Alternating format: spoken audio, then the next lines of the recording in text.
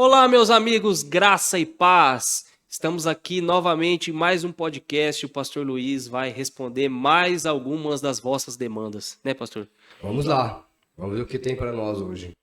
O senhor falou que às vezes os irmãos já sabem dessas questões, né? Sim, quem é do nosso meio, quem é da nossa cultura, quem é da igreja já sabe.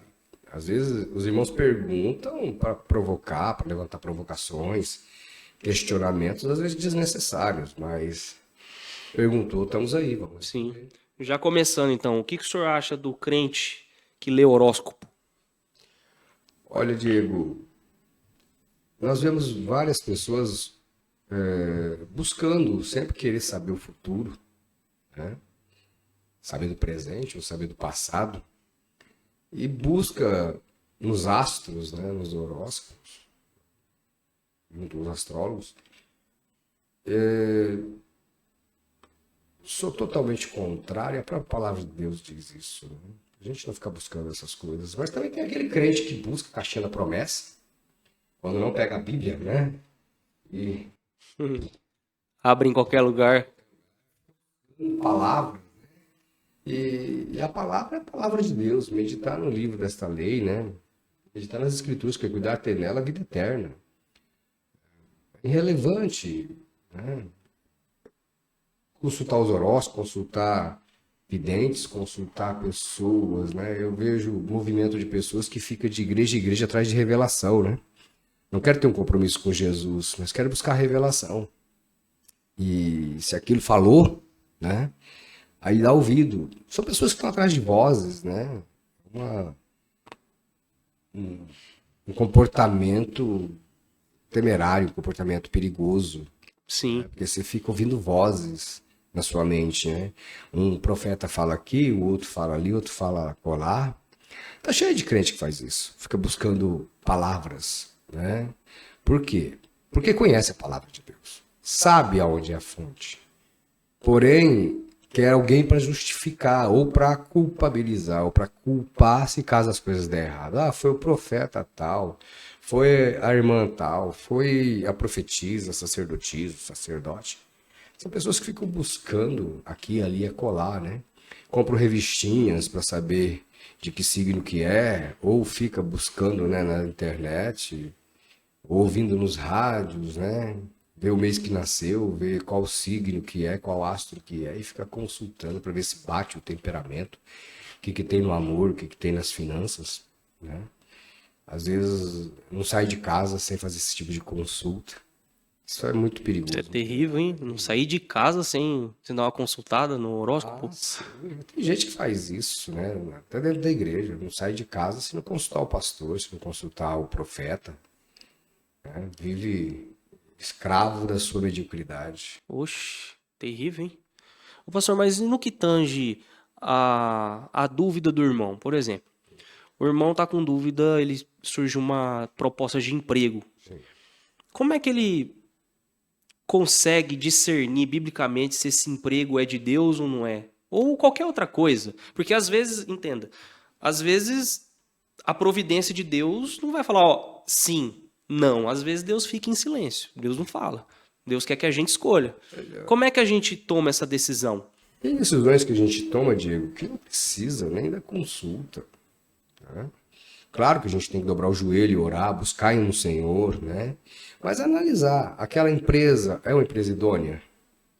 Aquele local é algo que condiz com meu comportamento cristão? Por exemplo, se eu vou entrar numa empresa onde a meta daquela empresa é vendas, suponhamos que essa empresa vende mentindo. O que eu Sim, estou fazendo ali?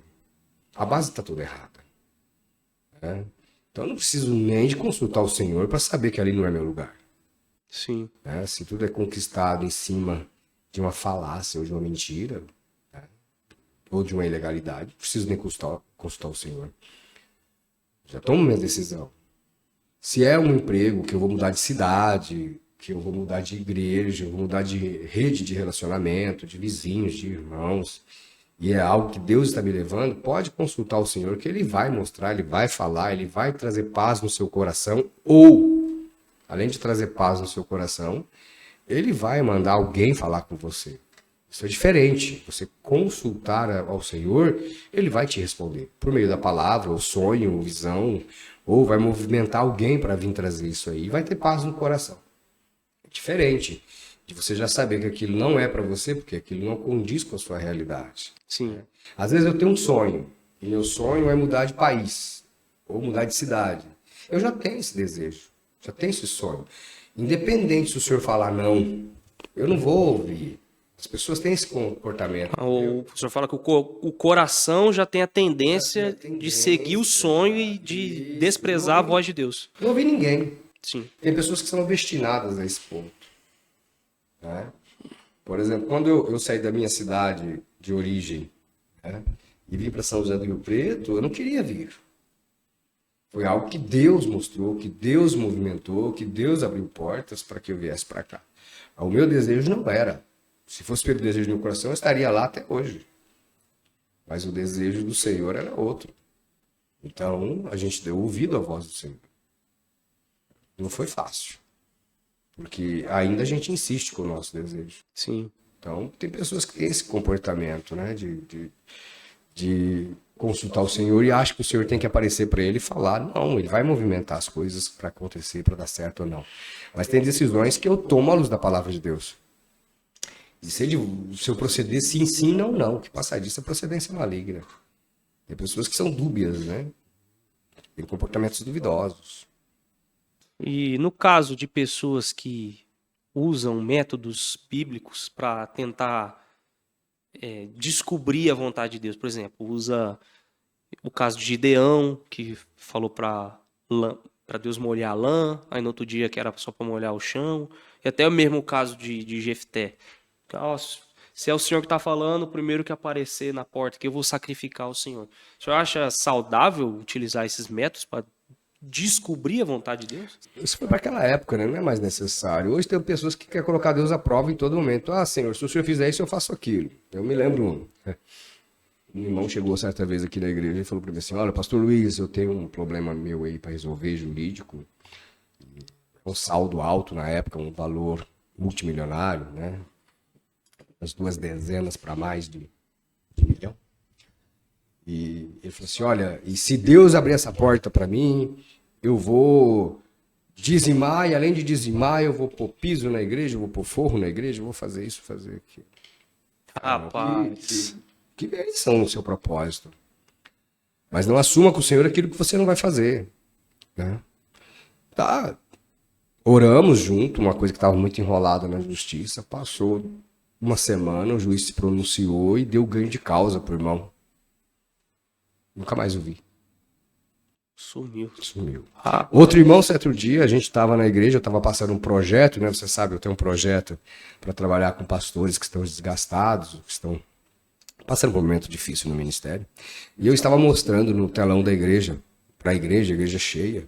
Né? O irmão pediu oportunidade, pegou o microfone na mão, foi na frente da igreja e falou assim, irmãos, Deus vai abrir as portas para mim, Deus vai me dar muitos recursos. E esse projeto que o pastor está mostrando aqui, eu vou construir, eu vou fazer. O irmão ficou rico, tá aí badalado nas redes sociais, eu não vi mais o irmão. Sumiu também. Porque a boca fala, o coração não tá assim, né? São pessoas empolgadas, né? São pessoas sem palavras, sem o mínimo de brilho, sem o mínimo de honra. E se o irmão estiver assistindo e vendo, talvez, quem sabe, ele toma vergonha na cara e cumpra aquilo que ele falou para Deus, né? Exatamente. Porque as pessoas se confundem. Igual o senhor falou, às vezes fala na emoção do momento e não pondera o que fala. Eu acredito que nesses casos não foi emoção. Eu acho que era mesmo descrença, né? Acho que nem essas pessoas acreditavam que Deus ia fazer. Sim. E às vezes Deus faz as coisas para pôr a prova. Pra mostrar entendi. que a pessoa não tem palavra mesmo, não tem caráter mesmo, né? E isso é, infelizmente... Deus revela para mostrar que o cidadão não tinha luz mesmo. Que a luz dele, é o que diz lá no capítulo 5 de Mateus, cuide para que a luz que há em vós não seja trevas, pois se a luz que há em vós for trevas, quão grandes são as suas trevas. São pessoas que parecem luz, mas não clareia nada. É igual a lâmpada apagada. Sim. Você olha e fala que é uma luz, mas cadê o brilho? Tá? Então, assim, a gente vai chegando num momento, né, que as pessoas falam, você não E tem que orar a Deus para não perder a crença nas pessoas, né? Então a gente ora, a gente busca Deus. Claro que cada um tem o direito, o dever de fazer o que quer. Né? Só que a palavra de Deus diz lá em Eclesiastes, capítulo 5, quando votares ao Senhor, cumpra. Porque o Senhor não se agrada de sacrifício de tolo. Que essas pessoas sejam devagar no falar. Que elas prestem bem atenção no que elas falam. Cuidar para não abrir a boca. Sim. Porque essas pessoas, com mais cedo ou mais tarde, acabam perdendo tudo, porque são pessoas sem palavras. Que a Bíblia fala que é mais saudável a pessoa não votar do não que votar. votar e não cumprir. O texto é bem claro, bem Sim. lúdico. O texto ele é autoexplicativo, né? É um texto gostoso de ler. Né? Eu tenho esse cuidado, Diego, porque o que acontece com a palavra de Deus? A palavra de Deus ela é viva, eficaz e mais cortante que qualquer espada de dois gumes, né? Às vezes fala, pastor, você está falando que talvez o irmão vai ouvir. Eu não tenho esse problema, eu já falei para o irmão, olha, você não tem palavra. Né? Existem pessoas que têm um espírito diminuto, né? Um espírito tendencioso, né? Guarde o teu pé quando você entrar na casa de Deus. Chegar-te para ouvir é melhor do que oferecer um sacrifício de tolos, que fazem o mal sem se dar conta. Que a sua boca não se precipite, nem se apresse o seu coração em pronunciar uma palavra diante de Deus. Porque Deus está no céu e você aqui na terra, portanto, seja poucas suas palavras. Porque das muitas preocupações vêm sonhos e do muito falar, palavras tolas. Quando você fizer algum voto a Deus, não demore em cumpri-lo, pois ele não se agrada de tolos. Cumpra o voto que você faz. Melhor é não fazer voto do que fazer e não cumprir. Palavra de Deus. Qual foi o texto que o senhor leu?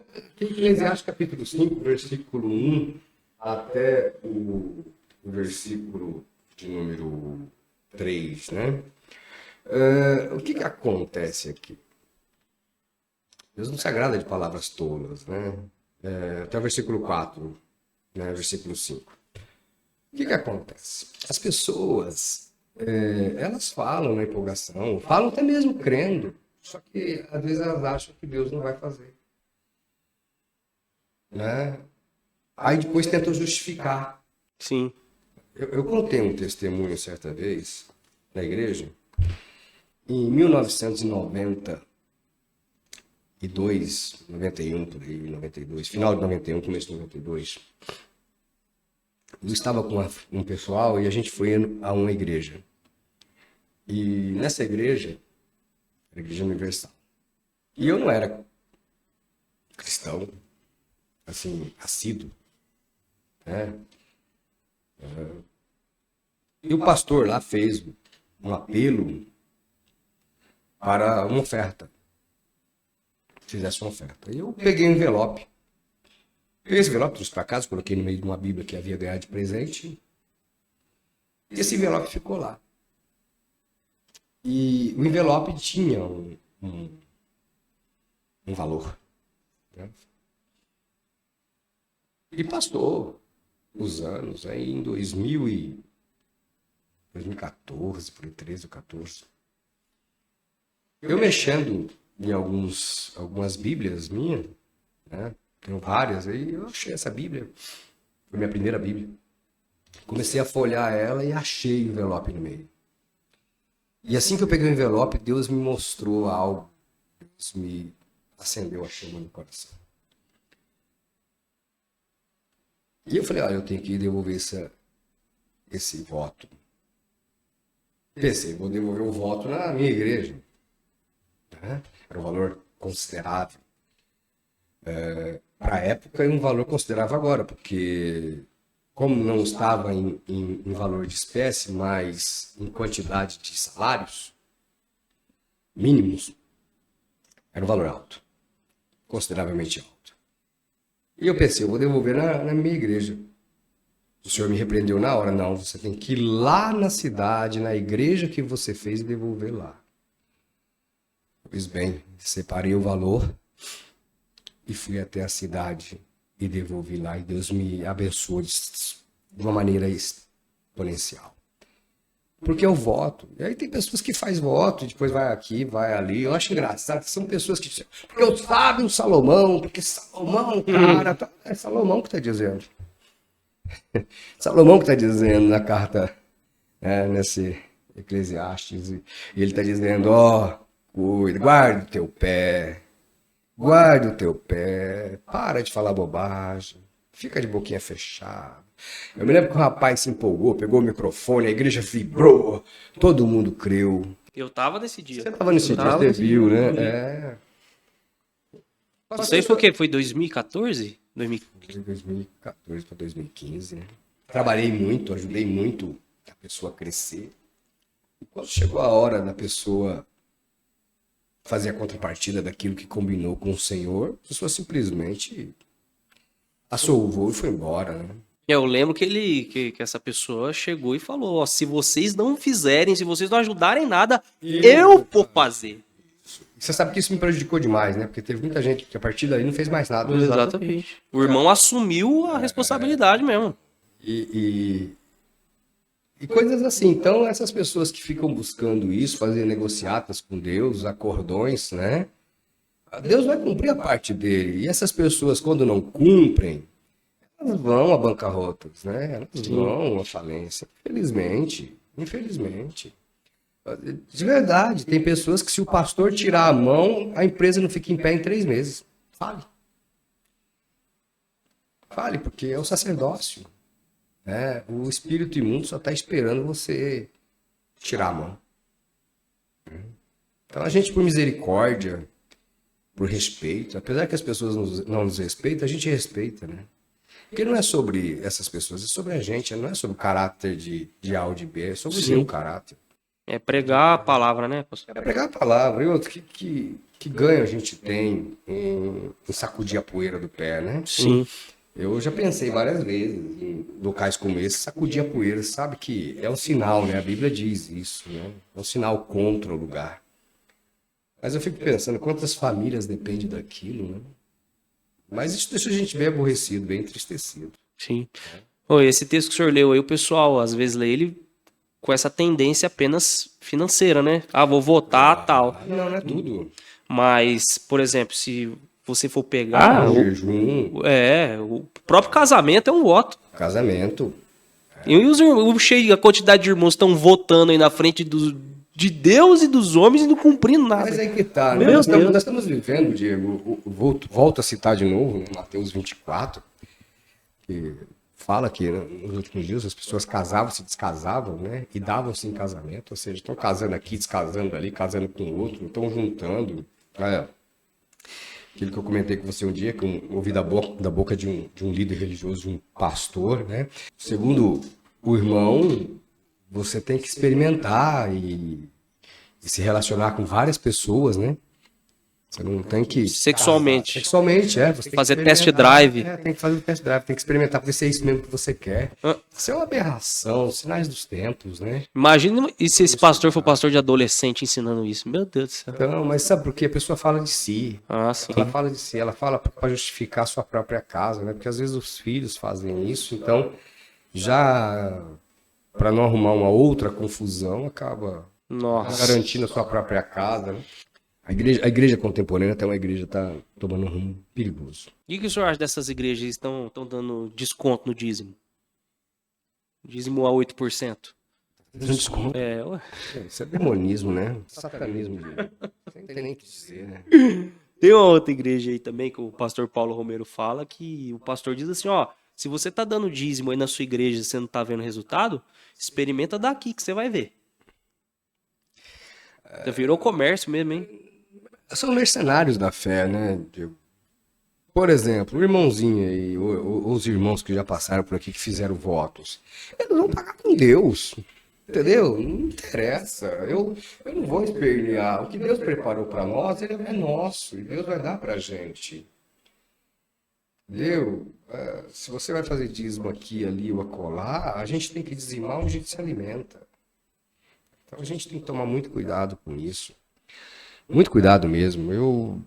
Se tiver que pregar o evangelho desse jeito, prefiro deixar. Sim. Prefiro parar. O senhor já entrou nesse assunto, então vamos destrinchar sobre o dízimo. O que o senhor diz para essas pessoas que dizem que o dízimo é só para o Antigo Testamento, que o dízimo no Antigo Testamento era só cevada,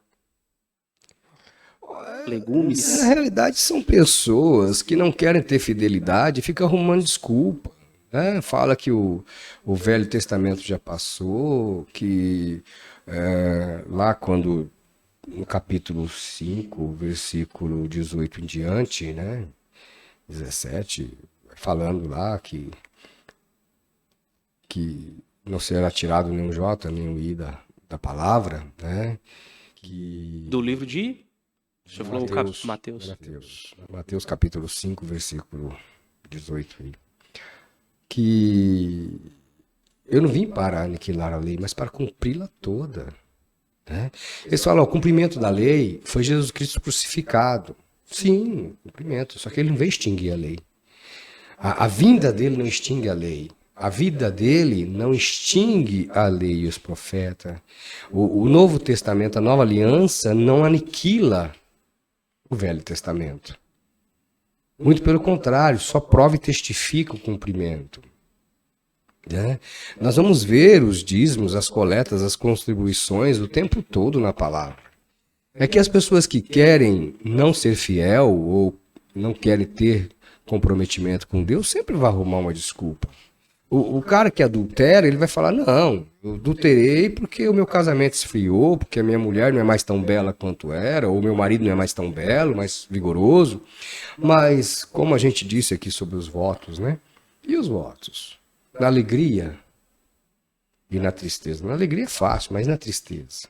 Na saúde e na doença. Na riqueza, legal, e na pobreza? Será que esse esposo ficaria com você se você está pobre? Será que essa esposa ficaria com você se você fosse pobre? Passaria junto as dificuldades?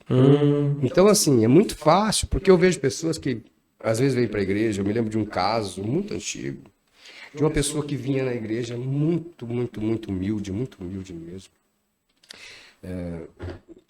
Estava começando a crescer. E o dízimo era assim, uma coisa muito séria para ele. Né?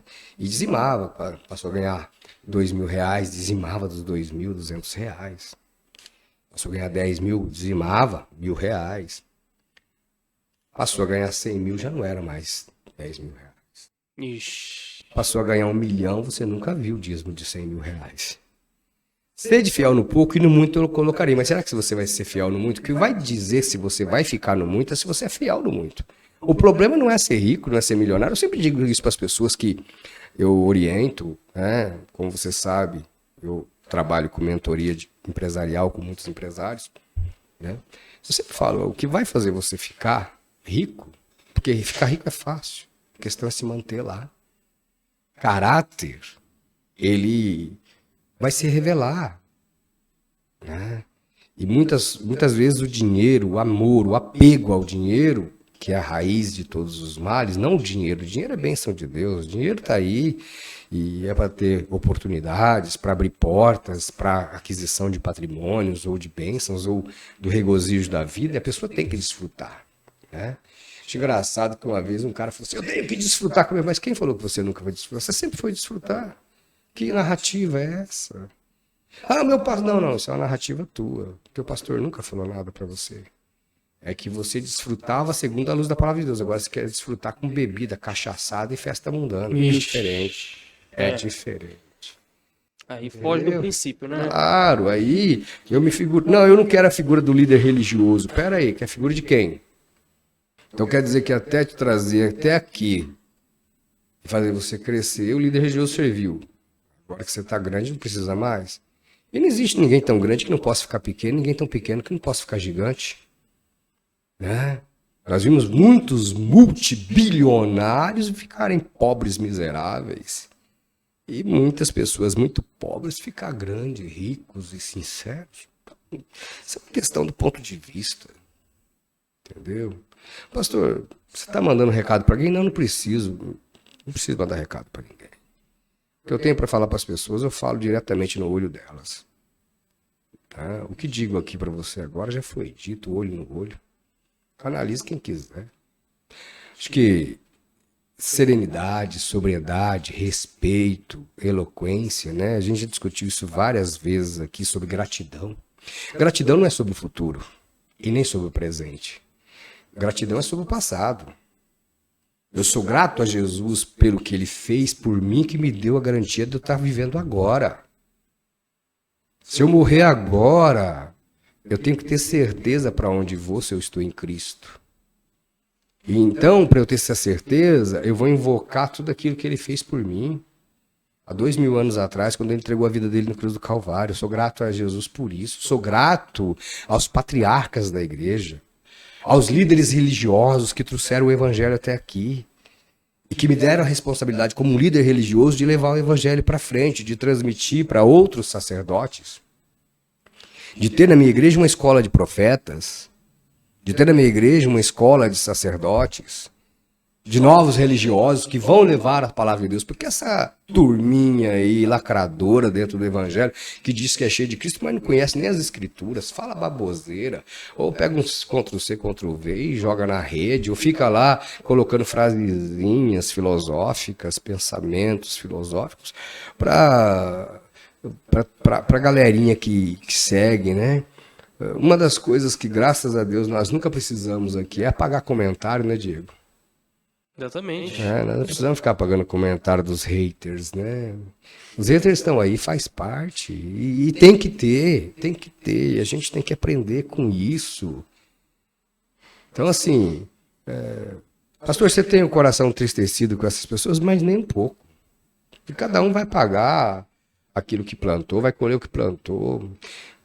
Um dia um colega de ministério me traiu de uma forma muito grande, e aí falaram para ele assim, mas pastor, eu falei, olha, quem colhe, só colhe o que planta. Se a pessoa plantou vento, ela vai colher tempestade, mas a tempestade é dela, foi ela que plantou, não foi eu. Cabe a mim deixar o tempo de Deus. E o tempo de Deus é tempo de Deus. O tempo de Deus, ele não falha. Ele não falha. Então, essa questão de dízimo, desculpa. A pessoa sempre vai arrumar uma desculpa para tentar negociar, né? Eu sempre ensinei meus filhos, ensinei minha igreja, e digo isso sempre aqui, toda vez no horário do ofertório aqui na igreja, o primeiro que vão para a fila são as crianças. Você quer coisa mais maravilhosa que essa? Ensina o teu filho no caminho, você tem que estar no caminho. Pessoas que não são gratas aos milagres que Deus operou em suas vidas, ou tenta justificar, não. Me lembro uma vez, quem disse assim, pastor Luiz é só o carteiro. Pastor Luiz é o carteiro. Pastor é o carteiro. Como se carteiro fosse um tom jocoso, sabe? Eu louvo ao Senhor pela vida dos carteiros, né? Que são entregadores de boas ou não tão boas notícias, né? Eu até pensei em me vestir com uniforme de carteiro agora para pregar na igreja, né? Porque eu só sou carteiro. Mas que bom que o carteiro trouxe as contas para pagar em dia. Que bom que o carteiro trouxe as mensagens, trouxe as cartas, né? Nós estamos vivendo uma era digital, né? E a pessoa tentou falar isso de forma jocosa, tirar uma onda, né? Você é só. Não, você é tudo. O mensageiro é tudo. O mensageiro é aquele que traz a mensagem. E eu digo uma coisa, sabe? Eu tenho pena dessas pessoas que têm esse movimento, esse comportamento. E ainda até vai para outra igreja para tentar justificar. Não, mas o que a Bíblia diz? É no lugar. Pode correr, pode fazer. É aqui. Simples assim. Passando do dízimo, vamos para a outra pergunta do irmão aqui. Pastor, eu tenho que guardar o sábado para ser salvo? Se você está numa religião que observa o sábado, você tem que guardar o sábado. Se você não está, e não é questão de salvação, é questão de respeito, né? Como nós estávamos dizendo lá nos mandamentos, né? Guardar o sábado, né? Eu acredito que o ser humano ele precisa de um dia de descanso, de regozijo, seja o sábado, a segunda ou domingo. Se ele está numa religião que tem por costume, observância, guardar o sábado, que guarde o sábado. Se for o domingo, guarde o domingo. Né? Hoje isso não é tão mais evidente, nos anos 90, até os anos 90, aqui no Brasil, você trabalhava de segunda a sábado até na hora do almoço. Né? Sábado à tarde fechava tudo, era um verdadeiro deserto. Aos domingos e feriados tudo era fechado. Hoje não, nós estamos vivendo uma sociedade muito eletrizada, né? Muito eletrizante, uma sociedade muito corrida, onde tem lugares que funcionam praticamente 24 horas por dia e as pessoas têm escala de descanso. Né?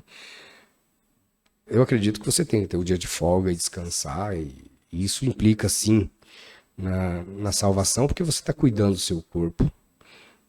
Mas o Senhor é Senhor do sábado, né? Quantas vezes ele foi indagado quando ele vai curar aquele homem que fazia 38 anos que estava numa esteira e esperando o agitar das águas pelo anjo, né? E Jesus chega e pergunta para ele: o que queres que eu te faça? Quer ser curado? Ele diz: não tem ninguém que me coloca aqui, né? Não foi essa a pergunta. A pergunta não foi essa. A pergunta é: você quer ser curado? Então, às vezes a gente está querendo discutir com Jesus, né? E aí, quando Jesus cura aquele homem toma a esteira e sai andando, as pessoas que veem ele andando com a esteira ficaram preocupadas porque ele estava carregando a esteira no sábado, mesmo conhecendo, sabendo que fazia 38 anos que ele estava ali. Em vez de eles regozijar pela cura, eles ficam preocupados que ele está carregando a cama, né? Então, a gente tem que tomar cuidado com o que a gente observa, porque o Senhor é o Senhor do sábado. O Senhor é Senhor até do sábado. Mas você tem que descansar, tem que ter um dia para descanso. E se você é um adventista, um sabatista, descanse no seu dia. Se você não é, você tire um dia para você se relaxar e descansar, porque você precisa. Um dia para o Senhor. Isso é bom. Mas se você trabalha de segunda a sexta, você é um enfermeiro, trabalha de domingo a domingo, 2 turnos. Isso. Isso não vai implicar na sua salvação, muito pelo contrário. Porque tem algumas religiões que dizem que o sábado é o selo de Deus. Você não pode nem comprar uma passagem de avião no sábado, porque consiste em condenação. Se a pessoa se permite a isso, se a pessoa está nessa visão, nessa religião, ela tem que seguir a religião dela, ela tem que seguir o que está na ordenança. Mas daí apontar o dedo e riste dizer que o outro que trabalha de domingo a domingo... O problema é isso aí, que essas pessoas olham para nós e falam que nós vamos ser condenados por causa do sábado. Tem igrejas aí que acham que só eles vão ser salvos, o resto vai tudo para o inferno. Isso é muito pessoalidade dos seus ensinamentos, suas doutrinas. Sim. A gente tem que ser ateu na palavra. Não, na palavra não. O sábado consiste em descanso. Descanso. Amém. O Senhor, ele descansou. 6 dias ele criou tudo, ele descansou. E o descanso não é que ele descansou, deitou e dormiu. O descanso tá tudo pronto, não tem mais nada para fazer. É Tá tudo deleite. feito. Descanso é quando você conclui tudo. Seria bom se você concluísse de domingo a sexta-feira tudo que você tem para fazer e pegar o sábado descansar, ou de segunda a sábado e no domingo descansar, ou de terça a domingo e na segunda descansar. Se você conseguir fazer isso, tudo bem. O descanso é que a obra está concluída. Todo mundo imagina o descanso, que Deus, quando terminou de fazer tudo, ele esticou uma rede, deitou e descansou. Deitou a dormir. Não é isso. Descansou é que concluiu a obra. O descanso está em concluir as obras, em concluir o que se começou. Esse é o descanso. Mas nada está por fazer. Tudo está feito. Claro que vão malhar, vão falar. Ele está preocupado mais com a salvação, não está preocupado com essas coisas pormenores, não. Salvos pela graça. Salvos pela graça, não estamos fora do juízo. É um dia, né? Um dia específico. O que o senhor acha? Mais uma pergunta dos irmãos aqui, de alguns pastores que usam práticas esotéricas para atrair a presença de Deus. Por exemplo, usar pedras quentes para atrair a bênção do Espírito Santo. começar a colocar cadeira no altar para atrair anjo que vai ministrar na igreja. Eu já O que vi, você acha eu já vi disso? cada aberração, né? Já vi cada coisa. Isso deixa a igreja mais espiritual, essas práticas esotéricas? Não é nem tanto práticas esotéricas, são práticas ocultistas mesmo, né? Na realidade, quando você tem um ministério, e aí temos que ver de teologias para teologias, né? Algumas pessoas têm as suas próprias teologias sem observar a palavra de Deus, criam seus atrativos, suas estratégias, né? Eu já vi, na época, o pessoal coloca um caixão, né? Caixão? O caixão. Mas caixão mesmo, não é nem de papelão, não. Não, caixão. Original. É o caixão, às vezes até feito de outra coisa, mas o modelo de um caixão.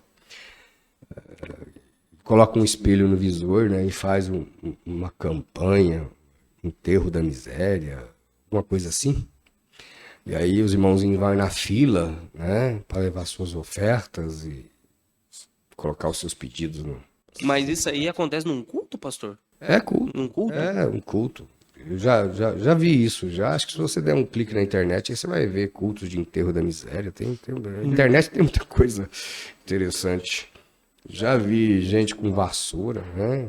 Para varrer a miséria, varrer os espíritos ruins e tal. Já vi gente vendendo o óleo ungido, já vi gente vendendo a terra da Terra Santa, já vi gente fazendo... Engraçado, eu já vi gente falando que faz jejum de 50 dias, de 100 dias e volta mais gordo que quando foi. Né? E aí vende o óleo do jejum, né? Cada um vai usar o instrumento que tem e tem seguidor para tudo isso. Né? Ele está falando para aquele grupo, para aquele povo, para aquelas pessoas. Se a pessoa se presta a esse papel, estamos num país democrático, faz o que quiser, porém isso não encontra respaldo nas escrituras. Eu já vi muita coisa, né? Muita coisa. E me lembro que na minha ignorância, quando comecei, eu era de um ministério que também tinha essas práticas. Eu me lembro que eu cheguei a fazer algumas coisas por ignorância. Mas conforme a palavra foi se esclarecendo e a gente foi buscando e aprendendo a sã doutrina, essas coisas não encontram mais respaldo, né? Você não consegue mais fazer isso. E aí a gente vê que essas pessoas, elas têm um argumento forte, né? Uma argumentação forte. Então a gente está cheio, né, de missionários, homens itinerantes que viajam de igreja em igreja fazendo esses trabalhos, né? Ou acordo. Eu me lembro que um dia um desses missionários itinerantes me ligou e falou: pastor, eu tenho uma unção para derramar na tua igreja. Eu falei: então eu faço uma campanha, e a campanha é uma campanha abençoada, e na primeira noite eu consigo fazer a igreja arrecadar X, eu estive analisando a sua igreja, e na segunda noite arrecada X, e a gente combina 50-50. A gente racha as ofertas. Rapaz. Olha, isso não é saudável. Mas tem quem faz. Esse problema é de quem faz. Porque a gente tem homens, pastores, ministros de Deus itinerantes, né, missionários que trabalham, viajam, e o obreiro é digno do seu salário, do seu sustento. Mas eu sou muito contrário a essas pessoas que têm essas visões que vão levando esses subterfúgios, esses jeitinhos, né, jeitosamente rejeitando a palavra de Deus e pregando suas doutrinas e preceitos que são mandamentos de homens, para assim validar a palavra de Deus. Então a gente tem visto muito dessas coisas. Nas nossas igrejas nós não temos tal prática. Não temos essa observação. Já passando desse ponto para o outro, o que o senhor vê do ato profético? Por exemplo, teve uma apóstola que ela declarou que o Brasil era da Bíblia, que a Bíblia seria o símbolo nacional, né? Aí, como ato profético, ela enterrou uma Bíblia em cada estado brasileiro. Teve um outro apóstolo também, que ele declarou que a cidade dele pertencia a Jesus. Então, como ele é apóstolo, ele urinou nos 4 pontos da cidade para não permitir que o demônio tomasse posse. O que o senhor vê? Como o senhor analisa essas situações? Olha, são coisas distintas, né? A primeira irmã enterra a Bíblia em cada estado. Eu creio no ato profético, né? Eu já pratiquei e pratico o ato profético. O que é o ato profético? É quando você profetiza algo. Eu profetizo constantemente na sua vida, na vida das pessoas. Domingo eu fiz um ato profético na igreja. Quando eu abençoei um jovem e que manifestou o desejo de ser pastor e por que não me suceder. Eu o abençoei para tal. O que vai dizer se ele vai chegar lá ou não é o quão ele for comprometido com a palavra de Deus. O Brasil pertence à palavra de Deus. Como isso eu enterro uma Bíblia em cada lugar. Tá, se essa foi a visão que Deus deu para ela como símbolo do ato profético, tudo bem. Mas a Bíblia enterrada vai ser levada à palavra de Deus? A pessoa tem que estar constantemente desenterrando, escavando a palavra e lançando mão da palavra. E mandando isso aos ventos, a todos os ouvidos. Com relação ao irmão que urinou aí, nunca ouvi falar desse cidadão. Não vou dar nome para evitar constrangimento, mas no off eu falo pro senhor. Mas independente seja quem for, não interessa. Eu acho que é o ato em si, né? Nós somos homens de Deus, nós não somos animais ou cão para ficar urinando em território, não. É assim. Ô, irmão. Sei lá, Deus deu essa visão para ele. Sei lá. É umas coisas que... É complicado, né, não, pastor? Me falta entendimento, tá? Pode ser que ele estrutura alguma coisa que diz isso. Eu confesso para você que eu sou ignorante com relação a isso, né? Eu desconheço. Sim. Ignorante no ato de conhecer mesmo, né? Não é de ficar bravo. Sim. Tem algumas coisas que acontecem que eu não consigo, pela razão simples, encontrar resposta. Porque eu acho que mais do que urinar aqui e ali a colar na cidade, eu vou lá, dobro meu joelho e profetizo. Se é uma questão territorial, espiritual territorial, então eu vou ungir com o óleo da unção os cantos da minha cidade, ou as entradas da minha cidade, o lugar de leis da minha cidade, seja o fórum, seja a prefeitura, o lugar de entrada como o terminal rodoviário, né? Os trevos de entrada da cidade, vou lá e sim, aí é diferente. Agora, isso aí que o irmão fez, eu não sei. Isso aí, sei lá de onde ele encontrou isso. Ele deve ter as razões dele para isso, mas eu não encontro respaldo bíblico para isso, tá? Eu não consigo vislumbrar isso. Mas eu creio no ato profético. Deus tem nos dado grandes bênçãos, você sabe disso, né? E Deus não precisou usar o mega star, o popstar, o famosinho, a famosinha. Deus usou as pessoas mais humildes e mais simples para constranger e confundir a mentalidade daqueles que se dizem ou que diz que são. Porque é mais fácil o camelo passar pelo fundo de uma agulha do que um rico entrar no reino de Deus. Por quê? Porque a hora que a pessoa vai ver, né? Se for igual aquele jovem rico, mestre, o que eu devo fazer para ir dar ao reino dos céus? Vai, vende tudo que você tem, dá aos pobres e siga-me. Você acha que essa crentaiada de hoje está pronto para isso? Rapaz. Ô, pastor, mas quem colocou essa mentalidade? Igual a gente estava dialogando aqui antes de começar a gravar. De que o cidadão que tem um carro bom, ele é abençoado. A própria igreja. A culpa é nossa. O irmão que espera o ônibus, ele é desabençoado. A culpa é nossa, a culpa é da igreja. A culpa é da igreja, a igreja contemporânea. A igreja aí dos anos 70 para cá, né? Final dos 60, 70. Mas com grande força aqui no Brasil, com grande força nos anos 80, 70, 80. Que os testemunhos olha, Deus me abençoou. Depois que eu vim para Jesus, eu consegui um apartamento, carro de luxo importado, casa na praia, dinheiro, consegui minha empresa e tal. E aí vinculou. Isso é bom, foi algo que foi vislumbrado naquele momento, porque o crente ele era tido como ignorante, burro, como uma pessoa diminuída, de intelecto baixo, sabe? Isso foi se provando que não. Hoje nós temos em vários segmentos da sociedade, né, vários formadores de opinião, na Suprema Corte, com o André Mendonça, entre outros, né, juízes, desembargadores, que são homens de Deus, né, no Senado Federal, né, creio que muitos sabem, o juiz Moro é diácono na sua igreja, né, ou era, não sei hoje como que é. Então, em todos os segmentos, os crentes começaram a destacar, na maioria dos condomínios, né, por essa visão, você vai ver que uma grande massa de cristãos começaram a ter um padrão de vida elevado, né? E saiu dessa rotulação da ignorância, da falta de conhecimento. Porém, em algumas discussões que nós já tivemos, nós já falamos que o brasileiro, principalmente, ele é exagerado em tudo.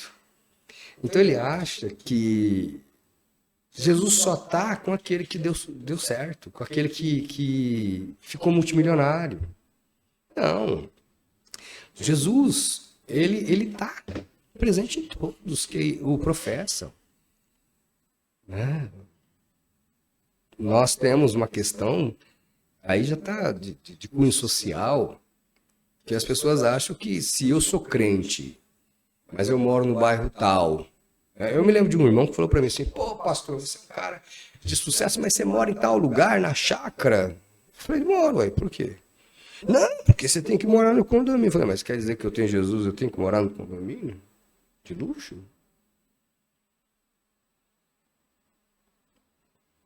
Ué, Seu irmão tá com quem um julga pensamento... isso? Não, quem julga isso? Aí essa discussão a gente teve, então assim, se eu tenho um carro de alto padrão, e eu sou pastor, eu sou ladrão. Mas se eu tenho um carro que às vezes eu preciso empurrar ou falta combustível, eu sou fracassado. Quem que disse que Jesus está aqui ou ali? Exatamente. A questão que vai medir se eu estou com Cristo ou não é se eu tenho obediência à palavra. Exatamente. Quem vai me abençoar ou abrir portas é Jesus. Se Jesus me quer aqui, aqui ficarei. Se Jesus me quer lá, lá ficarei. Intelecto para isso tenho. E eu creio que a maioria dos irmãozinhos tem. A questão é, aqui foi chamado. E às vezes o irmãozinho fala, eu tenho que provar, e começa a se meter em rascada, e faz o cursinho tal, achando que vai ficar multimilionário, dele um pouco está enrolado, devendo, porque não é aquilo que Deus preparou para ele. Ele não precisa provar nada pra ninguém, né? Não provar nada para ninguém. Eu não preciso dar provas que o Senhor é meu Senhor. Quem conhece meu coração é o Senhor. Eu conheço muitas pessoas multimilionárias que vivem uma vida para as lentes e a vida pessoal da pessoa é destruição. Mal consegue dormir. A pessoa não tem alegria, não tem paz, não tem regozijo, vira uma vida. É a história de Midas, né? Conhece a história de Midas? Não. O rei Midas. A Midas é o do ouro? Que tudo que ele toca vira ouro? Isso. Ah. História de Midas. Ou seja, tem tanto que não consegue nem desfrutar do que tem, porque tudo que toca vira ouro. E aí não consegue comer bem, porque ouro. Está muito preocupado com a riqueza e esqueceu do essencial: caráter, hombridade, respeito, eloquência, ciência, conhecimento da palavra de Deus. Porque não adianta eu ir, sabe, Diego, não adianta eu vir aqui falar da palavra de Deus. Nós estamos fazendo os podcasts, eu não me atenho muito aos textos, percebeu, né? Mas você me conhece muito bem. E quem está me assistindo que me conhece muito bem. Eu sou um pastor aplicado à palavra de Deus. Sou um pastor que gosta de fazer citações e citações e citações da palavra de Deus. A maioria das pessoas que me conhecem sabe que eu memorizei a Bíblia. Mas eu não preciso ficar dando provas disso para ninguém. Se você quer ver isso, venha no culto. Culto. Dificilmente num culto eu não vou deixar fundamentado o texto bíblico, a palavra, de 22, 23 a 40 citações bíblicas de texto completo. Então, não preciso ficar dando provas disso para ninguém. Esse é o grande problema dessa geração, quer mostrar que sabe de uma coisa que não sabe. E aí joga para fora só letra. E não tem cunho espiritual. Vive uma espiritualidade infundada. Ou seja, eu faço uma live, eu falo da palavra de Deus, mas As pessoas que estão me assistindo sabem que aquilo não é aquilo. Sim. Me escandalizou o fato, uns 2 anos atrás, o cidadão cheio de Espírito Santo nas redes sociais e tal. Pô, irmão, é uma benção. Aí dá alguns meses depois, 3 mulheres brigando com o cara, falando que ele tinha 3 relacionamentos distintos. E as mulheres brigando, falando, não, esse é um cachorro. Eu falei, meu Deus, que isso? Então, e aí, o que que acontece? A pessoa vai para a rede social, fala lá, ó, me perdoa, e continua fazendo a sua falácia. É caráter. E caráter é caráter, cada um tem o seu, cada um faz o que quiser. Não é verdade? A gente está aqui para colocar, e eu estou falando, para o nosso público. Cada ovelha que tem seu pastor, que siga o que seu pastor ensinou, né? Nossas ovelhas ouvem nossa voz. A palavra de Deus é bem clara, diz isso, né? A minha ovelha ouve a minha voz. E ela conhece. E eu as conheço. E quando eu abro a minha boca, elas me seguem. Quem não é minha ovelha não segue a minha voz. O irmão perguntou assim se o cristão pode fazer tatuagem baseado em Apocalipse 19, que Jesus tem um nome tatuado na coxa. A palavra de Deus, ô Diego, ela diz uma coisa interessante, né? O apóstolo Paulo, ele fala algo assim, bem serenamente, bem tranquilamente, né? No capítulo 6 de 1 Coríntios. E ele vai dizer, no versículo 12, assim: todas as coisas me são lícitas, mas nem todas me convêm. Todas as coisas me são lícitas, mas eu não me deixarei dominar por nenhuma delas. Aí engloba piercing, tatuagem. Isso, bebida, mentir, adulterar, você pode fazer o que você quiser, mas te convém. Eu, particularmente, não me vejo com tatuagem. Eu acho que, assim, quando as pessoas querem fazer alguma coisa, elas vão buscar respaldo bíblico. Sim. Elas vão falar que, por exemplo, se um pastor como eu oriento a minha igreja a não fazer a tatuagem, eles vão dizer, é religioso. Isso aí é um religioso, quadrado, xarope, né? Eu não recomendo a minha igreja fazer marcas pelo corpo, recomendo. Agora, se a pessoa faz e o pessoal da igreja dela aceita, uma vez, você se lembra? Eu conheci um irmão, um dia ele chegou em mim e falou, pastor, eu amo tanto os meus pastores que eu fiz a tatuagem do rosto deles no meu peito. Estava lá o casal de pastores no peito. Passou um tempo, o irmão desviou da igreja. Aí foi procurar uma cirurgia laser lá, né? Um procedimento a laser para tirar o rosto dos pastores que ele amava tanto, né? E assim, com nome de namoradas, nome de mulheres e homens, né? A gente vê isso o tempo todo. Na nossa igreja nós não temos tal costume. Qual costume? De tatuar. E o irmão que tem uma tatuagem tá com a consciência pesada? O irmão busca resolver o problema dele, né? Ele deve ter feito no calor da emoção, do momento. Nós não recomendamos na nossa igreja, nós não apoiamos, nós não... Pastor, e quem chegou na igreja que tem a tatuagem é tratado totalmente, respeitosamente, como outros, entendeu? Porém, nós não temos o hábito de fazer.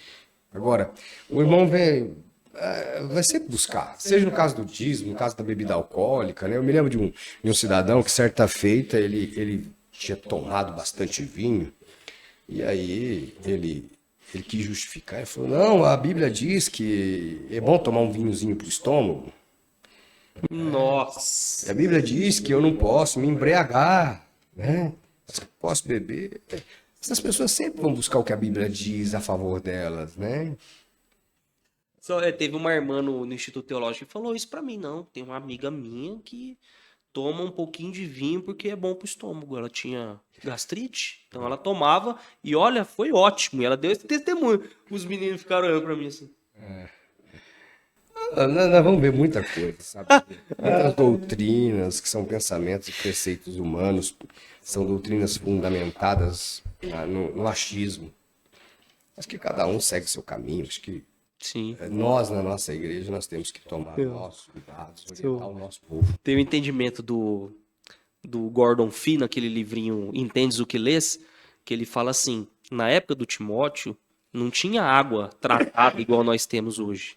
Então o vinho, por ser uma bebida fermentada, ele ia queimar todos os micróbios que tinham lá no estômago do Timóteo, as bactérias, né?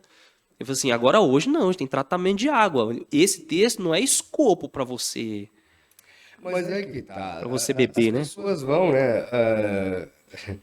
Olha lá se não arrumar algum irmão, que é o caso do profeta Oséias, né? Exatamente. Ele tá com a prostituta. Exatamente. Eu fico imaginando esse texto que o irmão cometeu essa atrocidade. Vai e adultera. A irmã teve um sonho. Ah, eu sonhei que eu tenho que ter relação com o pastor. Aí o pastor falou que entrou em jejum e oração e buscou o texto do Osés e Deus confirmou. Mas para qual propósito? Tá, mas foi Deus que confirmou ou é a tendência do coração deles? Então, mas eu fico É pensando, isso, o que a igreja ganha com isso? O que o evangelho ganha? O que Jesus ganha com isso?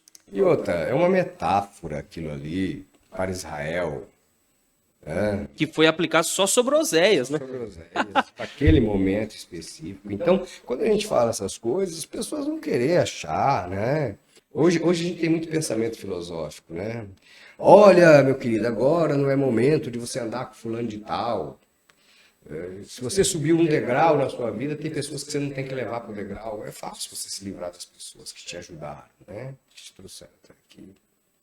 Difícil é carregar elas. Difícil elas te impulsionaram e você as puxar, né? É complicado. Complicado. É tipo aqueles amigos que você encontra na estrada, você tá com o carro parado, eles empurram o carro, você sai acelerado e não dá carona. Quer dizer, eles serviram para te empurrar, mas você não pode levá-los. Isso é sério. Isso é filosofia humanista, não é? Humanista. Isso aí não é evangelho, não. Não. Isso aí mas é que tá. Nós estamos vivendo o momento das filosofias, né? Há uma discussão muito, muito farta a esse respeito, né, dessa igreja contemporânea, essa igreja moderna, que a gente já alertava, né, a gente que está mais tempo no Evangelho, já lá dos anos, eu no caso aí no início dos anos 90, e outros já alertavam antes, nos anos 80, sobre essa filosofia de céu aqui, né? Então, trazer essa proximidade, fazer uma... Porque tudo aquilo que é muito próximo, que é muito tangível, a gente costuma não valorizar. Então tiramos Jesus do seu senhorio e trouxemos para ele uma pessoalidade de você. Não tratamos mais Jesus de Senhor, tratamos Jesus de você. Não tratamos mais Deus de Senhor, tratamos Deus de você. Essa pessoalidade, essa aproximação. Quando não, nós vemos pessoas colocando Deus como se fosse um escravo, como se fosse um peão. Coloca Deus na parede e faz o que eu quero, ou você faz, ou você faz. E não fala nem ao Senhor, faça, você faz, você faz. Não é incomum você ver ministrações de troca de anjo.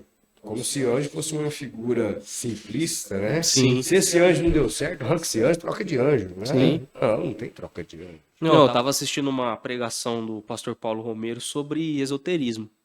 Aí ele fala que quando ele tava nos Estados Unidos, ele tava jantando na casa de um pastor lá. Aí o pastor deixava 3 cadeiras no altar lá. Aí o pastor esqueceu, trancou a igreja e foi jantar. Aí ele, gente, me desculpe, no meio da janta lá, me desculpe, mas eu esqueci do negócio. Eu esqueci de despedir o anjo. Ué, o que o anjo tem a ver com isso? O anjo estava lá na igreja ainda. Acho que o anjo estava com fome, né? De onde sai esse misticismo, essas coisas, pastor? Na realidade, as pessoas elas criam uma forma linguística, né? E até uma questão psicanalítica, uma questão psicológica, né? Quase que patológica, para fundamentar a sua crença. E elas creem tão fielmente naquilo que às vezes acaba até tendo a visão mesmo, né? Processa no seu córtex, na sua mente a visão. Então a gente tem que tomar muito cuidado mesmo. A igreja hoje é uma igreja que você tem que tomar muito cuidado. Nem tudo que reluz é ouro. Nem tudo que diz aí Senhor, Senhor é de Deus. Nem todas as pessoas que estão na rede social e falam em Jesus são de Jesus. Tem que tomar cuidado. A grande maioria. Para não ser consumido aí por um falso profeta, né? É. Que eu vejo que é o mais difícil, hein, pastor? Então, mas tem que Falso falar. profeta Você vê é que a complicado. Bíblia fala sobre isso lá em Mateus 24, Diego. Nos finais dos tempos surgirão muitos, muitos falsos profetas. Né? E eles dirão, ele aqui, ele ali. As pessoas vão seguir. Sim. Né? Nós vivemos numa era onde as pessoas ficam atrás dos seus milhares e milhares ou milhões e milhões de seguidores, né? E essas pessoas, sem nenhum tipo de cultura bíblica, sem nenhum tipo de conhecimento bíblico, arrasta centenas e centenas de milhares de pessoas. Sim. E elas não têm o cuidado, porque o que elas passam a falar passa a ser verdade. Às vezes o pastor daquelas ovelhas que estão seguindo essa pessoa, que se debruça na palavra de Deus, né? Eu me lembro que um dia um irmão falou assim, eu quero estudar a palavra de Deus. Eu peguei e mandei para ele 2 manual de teologia, né? O cara falou, você tá louco? Estudar a palavra de Deus. Eu mandei Você mandou a teologia sistemática para mandei ele? a teologia sistemática, mandei o manual de Harley, né? Você tá louco? Você quer aprender a Bíblia? Vamos aprender a Bíblia. O irmão esbravejou. Não, é que eu vou ver lá na Bíblia King James, porque lá tem o estudo do Roman. Mas peraí, você está querendo estudar a Bíblia ou você quer estudar a filosofia do cara? Ele tem seu mérito, ele debruçou, ou debruçaram, estudou, montou lá um estudo, mas aquilo não é verdade. Aquilo é a visão dele sobre aquele texto. Ah, mas essa Bíblia é a melhor Bíblia. Por quê? Porque ela tem uma capa bonita? Porque ela parece uma Bíblia de rico? Complicado, né? Se o irmão estudar um pouco, só um pouquinho, ele vai perceber que as traduções estão aí para ajudar a gente a interpretar a Bíblia. Sim, você tem várias traduções, Por exemplo, igual né? acho que não tá aqui, tem a Sociedade Bíblica do Brasil, que eles estão agora estão traduzindo a Bíblia e tá vindo 3 traduções distintas para você Fazer as comparações. fazer as comparações. Isso é maravilhoso. Sim, Agora esse enriquece. ensino aí de que a King James é mais elevada do que as outras traduções. Isso aí é falácia, isso é engano. Meu irmão, você tá no erro, em nome de Jesus, vai ler a Bíblia.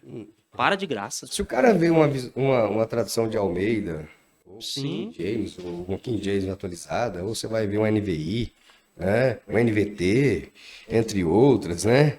Uma Bíblia, a Bíblia que eu gosto, vocês sabem que eu gosto, né? Sim. Que é a Thompson, né? Foi a primeira Bíblia de estudo que eu tive, memorizei essa Bíblia, eu gosto dela. Tem a NAA, que é essa aqui que está aqui, ó. NAA, né? Nova Almeida atualizada. Eu acho que isso vem só para enriquecer o conhecimento e dar a oportunidade da gente buscar mais. Mas agora, você quer uma ferramenta de estudo, quer uma ferramenta para auxiliar? Tem dicionários bíblicos, tem comentários bíblicos, né? Tem enciclopédia bíblica, tem, né? Esses arcabouços maravilhosos aí de tantos homens que se debruçaram e deixaram aí as ferramentas prontas. Quer estudar a Bíblia? Vamos estudar a Bíblia. Mas daí o irmão recuou na hora que o senhor falou pra ele, dos comentários. Assustou, né? Vai pegar um arcabouço para estudar com 900 e tantas páginas, outro com 700 páginas. O cara fala, tá louco, né? Não, eu quero um negócio mastigado, eu quero o comentário do cara que tá aqui no rodapé da Bíblia. Mas, então, você quer estudar a Bíblia? Eu quero comentário. Sim. E aí faz daquele comparar, né? comentário ser uma verdade única.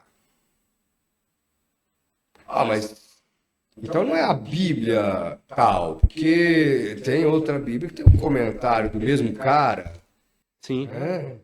Então, você entende? Sim. Porque os comentários bíblicos, eles sempre vão apontar para a mesma coisa. Eles vão dizer com palavras diferentes, mas a interpretação do texto, ela sempre vai ser ortodoxa. Sim, vai ser ortodoxa. Mas tem um detalhe também, às vezes traz um pouco da filosofia daquele Sim, do autor, né? do autor que está Sim. comentando. Eu acho isso temerário e acho que isso aí é mal explicado. E essas pessoas, por não terem conhecimento, né? Eu me lembro que a gente sempre teve aqui nossos grupos pequenos, né, nossos grupos de células, e um dia um irmão falou para mim, então eu vou frequentar uma célula. Eu falei, tá, tem célula tal na tua região. Tal. Ah, mas não tem uma célula pro meu nível? Que isso? Que nível? Que nível? Não, lá na região do meu condomínio tem sala no condomínio, mas é uma questão de nível. Ô, irmão, Entendeu? perdeu a humildade mesmo, hein? Aí a pessoa você sabe como é que é. Então, assim, gente, a gente está vivendo outro momento da história, né? Outro momento da história. Essas perguntas que já têm as respostas, né? Um dia, falando para um conselho de líderes, né? Eu fiz uma pergunta e a pessoa falou para mim assim, Antoniaço, não tem resposta. Eu falei, mas eu não quero a resposta eu já tenho. Só quero fazer a pergunta, né? Às vezes as pessoas só querem fazer a pergunta, já tem a resposta. Sim. Faz a pergunta para tentar nos colocar no contrapé, né? Para tentar nos colocar e nos expor ao ridículo, tentar pôr os seus pastores no ridículo, tentar levantar uma questão para levantar discussões ou até mesmo complicar os seus pastores juridicamente. Isso é desnecessário. Isso é desnecessário. A vida, você é livre para fazer o que você quiser, né? A partir do momento que você aceita Cristo, não. Paulo diz, né, lá no capítulo 4 de Efésios, né, falo-vos como prisioneiro no Senhor. A partir do momento que a gente declara o Senhor como o único suficiente Salvador da nossa vida, a gente não tem mais essa libertinagem aqui. A gente vai seguir a palavra de Deus. Agora, se eu jeitosamente rejeitar os mandamentos, como diz lá no capítulo 7, né, de Marcos, Jesus estava com seus discípulos vinham debulhando milho, tendo as mãos por lavar, e os fariseus começaram a interpelar Jesus, interrogá-lo, dizendo, mestre, os teus discípulos comem tendo as mãos por lavar, não se dá disso? Pois nós recebemos essas observações dos antigos quanto ao lavar das mãos, dos copos, dos jarros, da cama, toda vez que voltamos do mercado. E os seus discípulos comem tendo a mão por lavar? Jesus faz uma citação, bem profetizou Isaías acerca de vós, hipócritas, honra-me com os lábios, mas o vosso coração está longe de mim, pregando doutrinas e preceitos que são mandamentos de homem, validando assim o mandamento de Deus. Então, se preocupa com muita coisa desnecessária e as coisas essenciais, como aqueles que maldisseram o pai e a mãe, né? E aí eles vão dizer que se o que foi falado de maldito ali, o que é corban, ou seja, oferta ao Senhor, né? Porque depende do jeitinho. Até aceita o xingamento de pai e da mãe. Nós estamos vendo isso aí nas políticas públicas, nas políticas sociais, na política, no cenário político nacional. O que é certo passando a ser errado, o que é errado passando a ser certo. Né? É o poste fazendo xixi no cachorro. É pastor fazendo xixi nos quatro cantos da cidade. Não, mas essa aí já é antiga já, viu? Então, mas aí que tá, a gente tá vendo coisas que... Vou te falar uma coisa, chefe, Jesus está voltando. Ô, pastor, para a gente finalizar aqui, o que o senhor acha desses métodos judaizantes no culto? O senhor acha que deixa o culto mais espiritual? Por exemplo? Não, Gálatas, já em Gálatas, o apóstolo Paulo ele chama a atenção da igreja da época, que eles pregavam as doutrinas judaizantes, né? Ó, insensato Gálatas, isso é insensatez. Você sai de uma prática... Porque Cristo tira dessa prática, né? Ou seja, de usar apetrechos, roupas, né? Instrumentos, e outras coisas aí, para trazer uma espiritualidade que não se tem. Ou seja, arrumando um jeitinho de melhorar o evangelho. Mas peraí, Jesus é na simplicidade. Sim. Ô, pastor, tem um irmão aqui da nossa igreja que ele foi fazer uma missão lá em Fortaleza. E ele era tocador de chofar. Sim. Aí teve um momento lá que eles fizeram um ato profético lá. Aí falou que toda vez que o chofar tocasse, todos se ajoelhariam em sinal de reverência ao Senhor. Sim. Mas só que ele largou o chofar para algum canto lá. Aí foram almoçar e tal. Aí um desavisado foi lá e tocou o chofar na hora do almoço.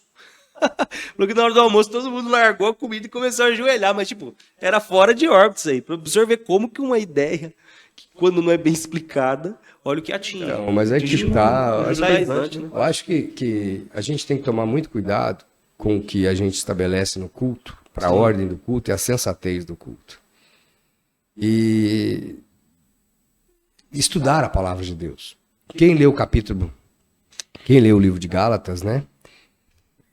Vai entender isso claramente, porque está tudo muito bem explicado. Sim. Tá?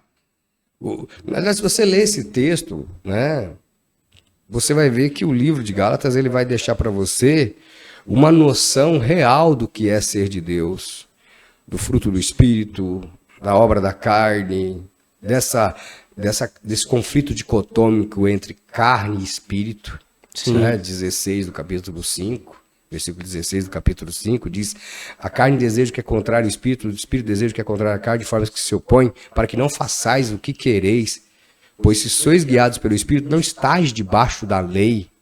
Eu não preciso ficar me colocando em apetrechos, eu não preciso ficar arrumando um jeitinho, reinventando a roda.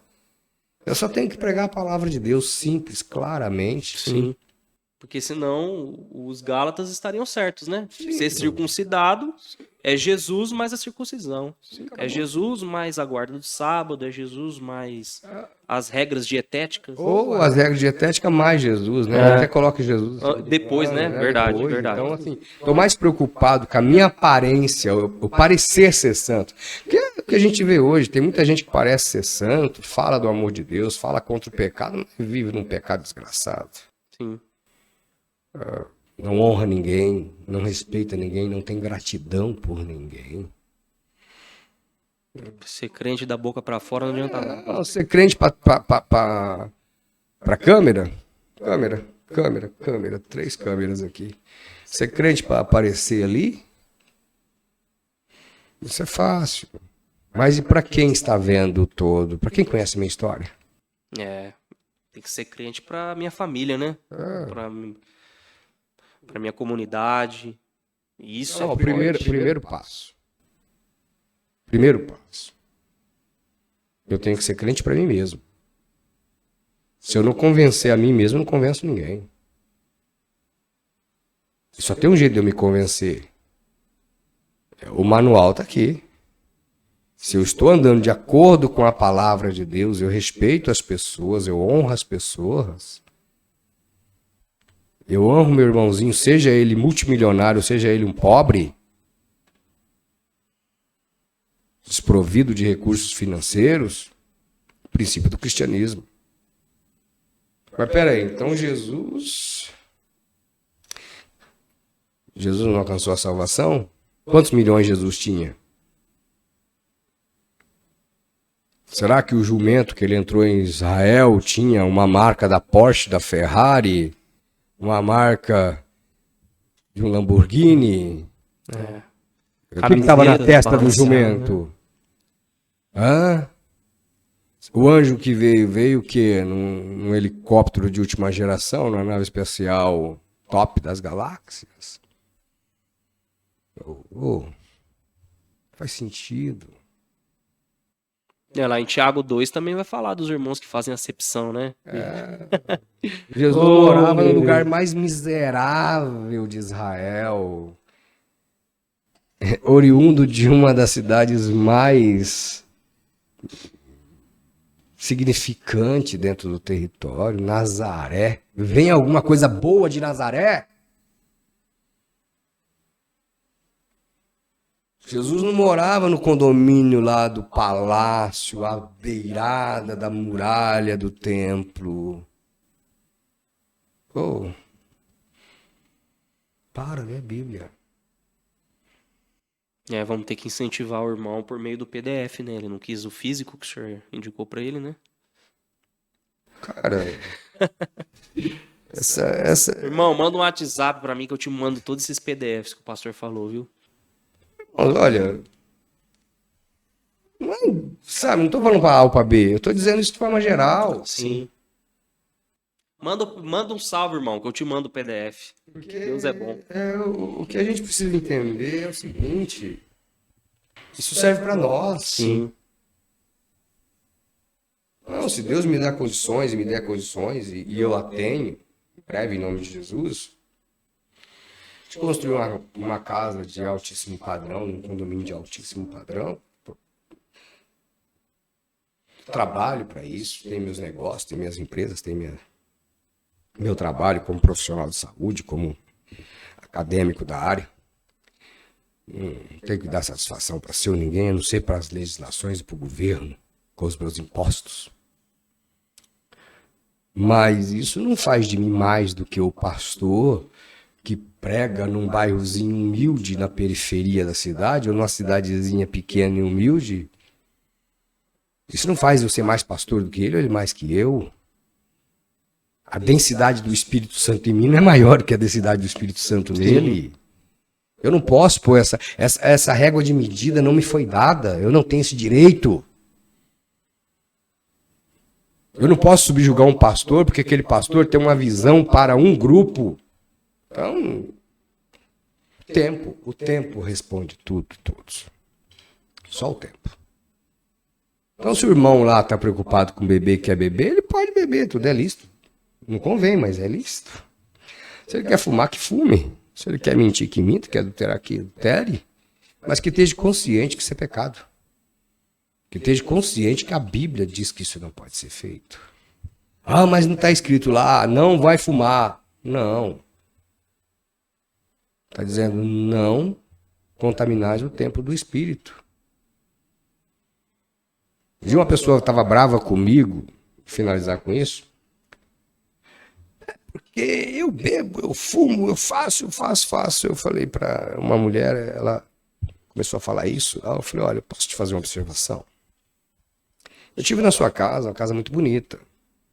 Ah, você gostou? Eu falei, gostei. Eu falei, você está mudando de assunto? Eu falei, não estou mudando de assunto, você vai me entender. Imagina se eu chego lá na tua casa, eu levo uma pá, e você tem aquele jardim lá na frente, né? Tem. Eu molho aquela terra, e eu pego a pá de terra e jogo na sua sala, nas paredes, no sofá da sua sala. O que você vai fazer comigo? Você não é nem louco de fazer isso. Eu acabo com você. Eu falei, então, é isso que você faz quando você enche o seu corpo de coisas que contaminam o seu corpo. E você acha que o Espírito Santo tem que dar risada para você? Ele tem que morar numa casa suja? Numa casa pichada? Quando você pega o teu corpo e fica escrevendo no seu corpo, fazendo... Você acha que o Espírito Santo tem que morar num lugar desse? Você quer morar numa casa bonita, bem pintada, bem arejada, bem sofisticada, bem leve, com tons e paletas de cores maravilhosa. Você quer que o Espírito Santo more em você? Dá uma olhada para você no espelho. Você moraria em você? Pô, mas aí você me ofende. Eu falei, então, se você não consegue fazer esse juízo, por que você quer que o Espírito Santo faça? Na garganta do inimigo mesmo, hein, pastor? Tudo me é lícito. Eu posso tudo. Eu posso mentir, eu posso matar, eu posso roubar, eu posso ser uma pessoa de palavras torpes, eu posso ser uma pessoa ofensiva, eu posso ser uma pessoa mentirosa, eu posso ser o que eu quiser.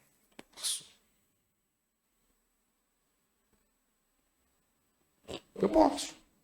Me convém? Essa é a discussão. E cada um faz o seu próprio juízo, o seu próprio julgamento. A palavra da ceia, capítulo 11 de 1 Coríntios, diz o seguinte: julgue o homem a si mesmo, antes de comer deste pão e beber desse cálice. Pois o que come e bebe para o seu próprio juízo, não discernindo o corpo do Senhor. Mas o mesmo texto vai dizer que quando sois julgados, sois disciplinados pelo Senhor para não seres condenados com o mundo. Então, quando eu te corrijo, quando eu corrijo algum irmão aqui da igreja, que eu chamo a atenção para não comer condenação, para não beber condenação, eles estão entendendo que é disciplina do Senhor? Para não ter condenação? Hoje não mais. Chega num dia de ceia e repreende o irmão para você, ó irmão. Confesse o seu pecado ao Senhor, peça perdão do seu pecado. Toda ceia a gente dá oportunidade disso. Se você tem algum problema com o seu irmão, vai, peça perdão para o seu irmão. Não tome condenação.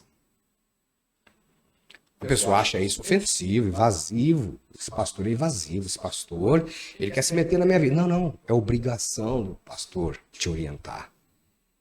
Se você vai tomar condenação, é problema seu, mas ele te orientou. Não faça isso. Peça perdão e assim tome. Nós temos um momento da história que as igrejas nem Em muitos lugares as pessoas nem sabem o que é ceia. Talvez acho que ali é só comer um pedacinho de pão, uma partícula de pão e tomar o suco da vide.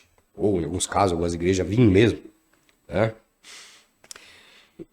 Bola pra frente, a vida que segue. Isso, infelizmente, está aí.